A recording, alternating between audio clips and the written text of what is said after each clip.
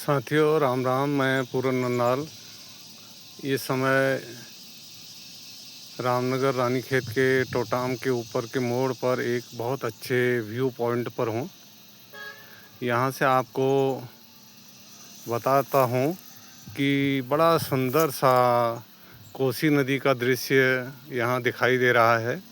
सामने की तरफ सीताबनी के जंगल हैं और नीचे कॉर्बेट रामनगर के जंगल हैं। इसके ऊपर ये बेताल घाट की घाटी जो है उस पर एक बड़ा सुंदर सा रिसॉर्ट आईटीसी ने वेलकम ग्रुप ने यहाँ पर बनाया है। मैं उसका व्यू दिखाता हूँ। ये देखिए, बहुत सुंदर सा व्यू है।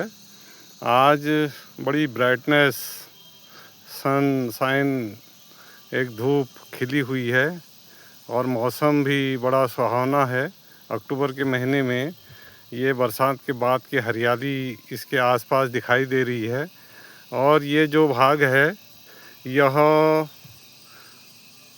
पहाड़ियों के बीच में और नदी के किनारे वेलकम ग्रुप ने बड़ा सुंदर सा चुना है। जिस समय ये बन रहा था अभी 5-7 साल पहले, उस समय यहाँ के लोगों को लगता था कि ये क्या इस जगह पर ये बनाया, परंतु अब ये बहुत अच्छा डेस्टिनेशन टूरिज्म के लिए हो गया है।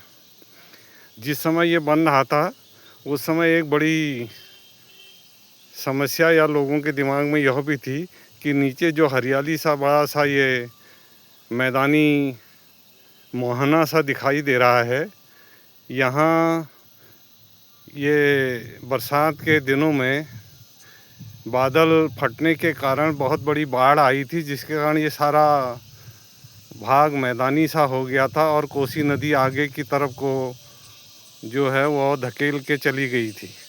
पर अब यहाँ घास झाड़ियाँ उग गई हैं, बड़ा हरियाली सा दिखाई दे रहा है। ऊपर छोटा सा गांव है, उस गांव के लोगों की ये ज़मीनें उस समय बहुत हरी भरी थी।